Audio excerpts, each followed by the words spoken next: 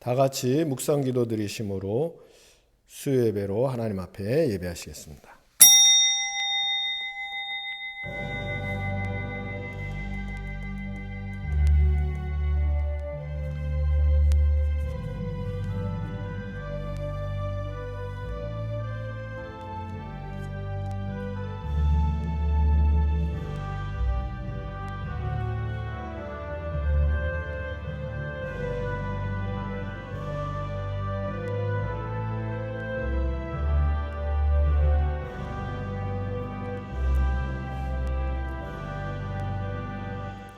전능하사 천지를 만드신 하나님 아버지를 내가 믿사오며 그 외아들 우리 주 예수 그리스도를 믿사오니 이는 성령으로 잉태하사 동정녀 마리아에게 나시고 본디오 빌라도에게 고난을 받으사 십자가에 못 박혀 죽으시고 장사한 지 사흘 만에 죽은 자 가운데서 다시 살아나시며 하늘에 오르사 전능하신 하나님 우편에 앉아 계시다가 저리로서 산자와 죽은 자를 심판하러 오시리라. 성령을 믿사오며 거룩한 공회와 성도가 서로 교통하는 것과 죄를 사하여 주시는 것과 몸이 다시 사는 것과 영원히 사는 것을 믿사옵나이다. 아멘.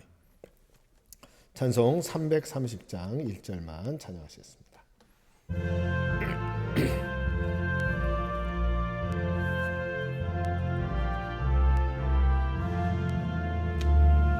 어두운 밤 시내리니 내 직분 지켜서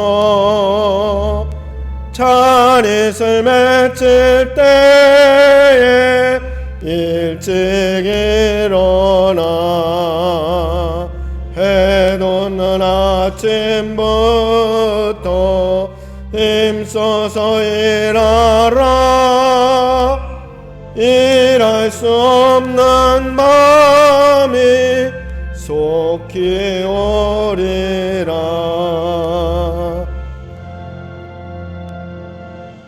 하나님 말씀 보겠습니다. 하나님 말씀은 요한복음 7장 40절부터 44절까지 말씀입니다. 요한복음 7장 40절부터 44절까지 한 목소리로 같이 읽겠습니다.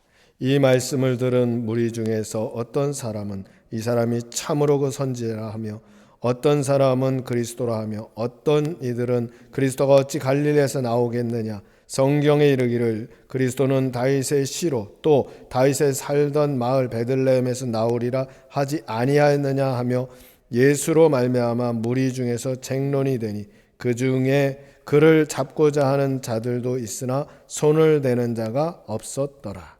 아멘.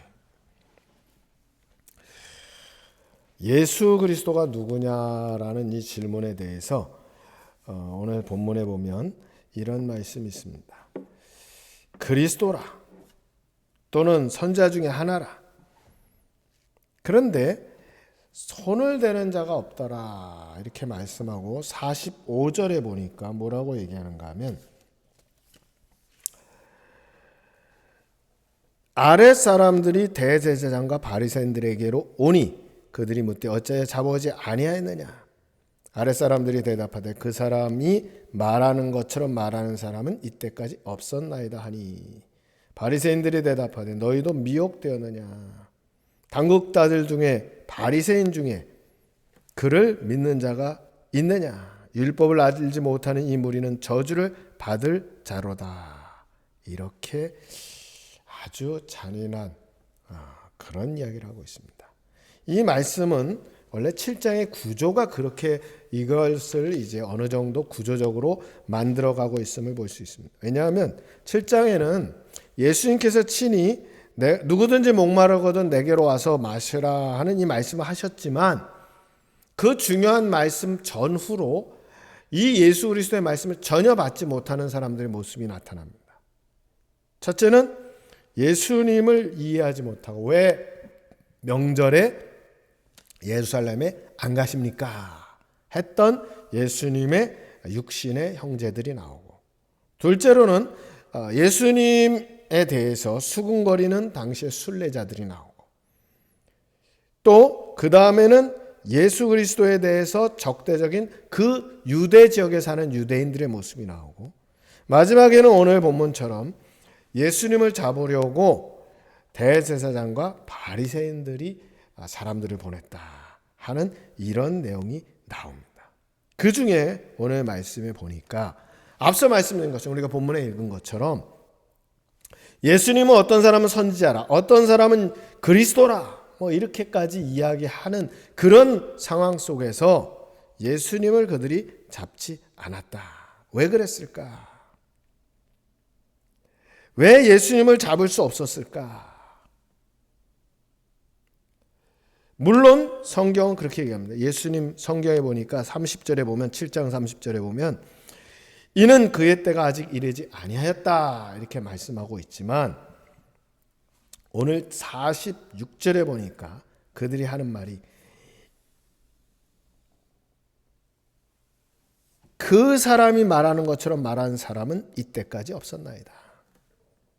그들이 어느 정도, 즉 이 하속들이 어느 정도 예수 그리스도를 그리스도라고 메시아라고까지는 아니지만 선지자일 수도 있겠구나라는 이런 생각을 가지고 있었음을 봅니다. 이런 상황 속에서 당시의 종교 지도자라고 할 수 있는 대제사장과 바리새인들의 태도가 굉장히 적대적입니다. 오늘 우리가 생각하고자 하는 바는 바로 그 부분입니다. 적대적인 모습. 첫째는 뭐냐? 거기 보니까 47절에 이렇게 말씀합니다. 너희도 미혹되었느냐?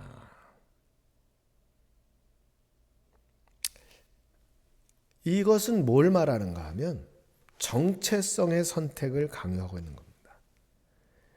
당시에 이들은 예수 그리스도에 대한 신앙 고백을 하는 순간 그들의 지위를 박탈하고 심지어 출교의 위협을 했던 겁니다. 요한복음 9장 22절에 보면 눈먼 시각장애인을 고쳐주었을 때에 그 부모들은 굉장히 두려움에 떨었습니다. 거기 뭐라고 했는가 하면 그 부모가 이렇게 말한 것은 이미 유대인들이 누구든지 예수를 그리스도로 시인하는 자는 출교하기로 결의하였으므로 저희를 두려워함이로라. 우리가 세상을 살면서 신앙생활을 하면서 세상의 악이 선을 어떻게 가리느냐? 첫째는 이런 선택을 요구하는 거죠. 그리고 그 선택 속에는 출교나 지위의 박탈과 같은 이러한 정체성의 위기를, 삶의 위기를 가져오는 이런 경우가 많음을 우리는 기억해야 됩니다. 그래서 신앙생활, 그래서 바름을, 의로움을 선택하기가 어렵다는 겁니다. 두 번째는 여기 보면 뭐라고 하는가 하면 당국자들이나 바리새인 중에 그를 믿는 자가 있느냐? 권위에 호소하는 거죠. 어떤 권위냐? 말씀의 권위, 하나님의 권위가 아니라 사람의 권위, 사람의 권력. 우리 중에 그런 사람 있느냐? 그렇지 않다. 예수 그리스도를 인정하지 못하도록 강요하는 겁니다. 권위로. 종종 우리가 이런 권위에 눌릴 때가 있습니다. 진리를, 바름을 실천하기가 쉽지 않다. 또 마지막에는 뭐라고 얘기하는가 하면 율법을 알지 못하는 이 무리는 저주를 받을 자로다. 저주를 받는다. 저주하죠. 어떤 분들은 종종 그런 얘기를 합니다. 예수 그리스도를 믿는 사람들 중에 목회자들에게 축복권이 있다고 한다면 저주권도 있지 않겠느냐. 그래서 쉽게 저주하는 분들이 있습니다. 이게 참 조심해야 됩니다. 하나님께서 우리에게 축복하라고 하는 것은 10번, 1000번 좋은 일이고 그렇게 해서 우리가 축복하는 건 의미가 있겠지만 저주한다는 것은 그 정당성을 확보하기가 상당히 어렵다. 바리새인들이 뭐라고 얘기합니까? 율법을 알지 못하는 이 무리는 저주를 받은 자라.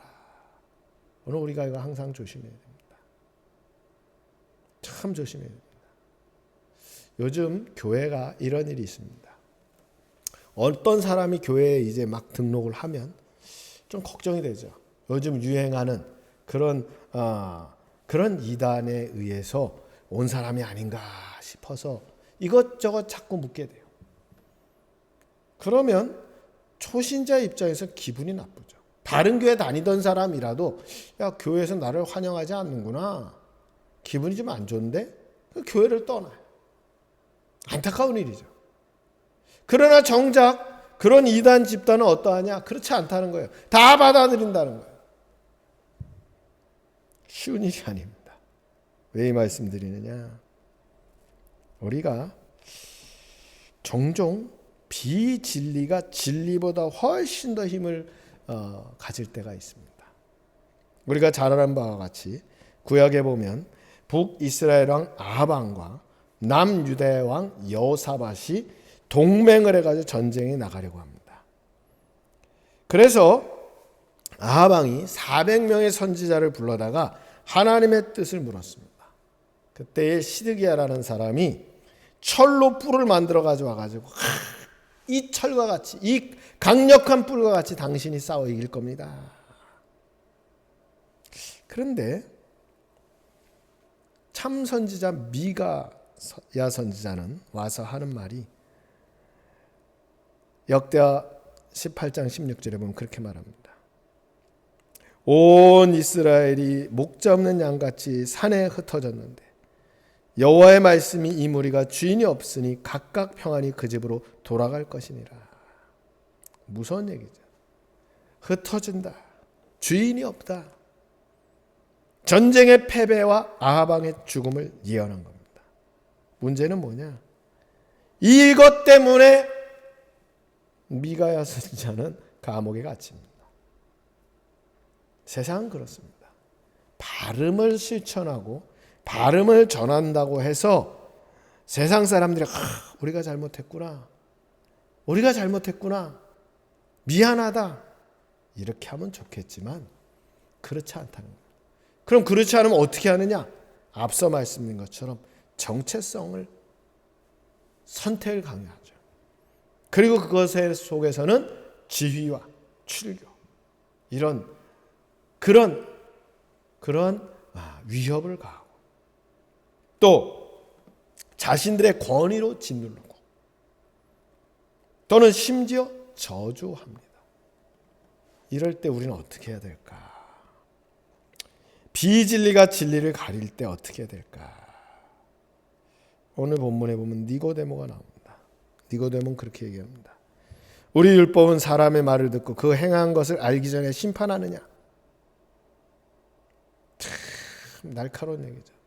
너희가 그의 말을 듣고 심판해야 되지 않겠느냐? 그의 이야기를 너희가 들어야 하지 않겠느냐? 성경에는 니고데모가 한 3번 나옵니다. 처음에는 밤중에 예수님 찾아왔죠. 그때 예수님께서 거듭나야 한다고 말씀하셨습니다. 그리고 오늘 본문의 2번째로 주님에 대해서 변호하는 니고데모의 모습. 마지막으로 니고데모는 또 어디에 나타나느냐? 예수님 십자가 진 다음에 니고데모가 몰약과 침향 섞은 것을 가지고 와서 예수님의 장례에 함께합니다. 오늘 우리가 이걸 잘 기억할 필요가 있습니다. 니고데모와 같이 주님의 편에 설 수 있을까? 내려놓을 수 있을까? 세상은 우리에게 진리를 선택할 때, 참을 선택할 때, 복음을 선택할 때에 그러지 못하도록 우리를 압제하게 되는데 그 압제는 앞서 말씀드린 것처럼 정체성에 대한 선택을 요구하는 것이고 권위로 누르는 것이고 저주하는 것입니다. 그럴 때에 니고데모와 같이 당당히 그리스도를 변화하고 그리스도를 위해서 설 수 있는 우리 모두가 되기를 주님의 이름으로 축원합니다. 같이 기도하시겠습니다. 아버지 하나님, 이 시대 많은 이들이 참 진리가 무엇인지 알지만 그 진리를 위해서 그 진리 때문에 기꺼이 십자가의 길로 나가지 않는 좁고 협착한 생명의 길로 나가지 아니하는 것을 봅니다. 오늘 우리는 항상 주님 편에 서게 하시고 진리 편에 서게 하시고 진리로 승리하게 주님 역사하여 주시옵소서. 우리 구주 예수 그리스도의 이름으로 감사하며 기도드리옵나이다. 아멘. 찬송 582장 582장 찬송 1절 부르시고 주기도로 예배를 마치겠습니다.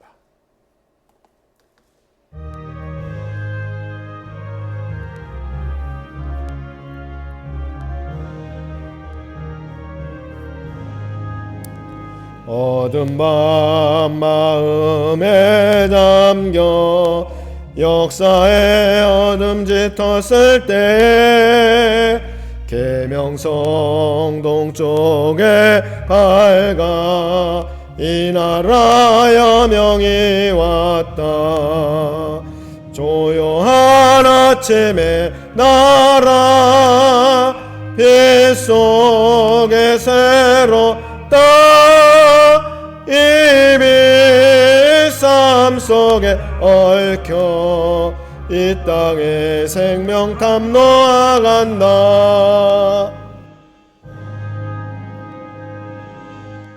하늘에 계신 우리 아버지여, 이름이 거룩히 여김을 받으시오며 나라의 마옵시며 뜻이 하늘에서 이루어진 것 같이 땅에서도 이루어지이다.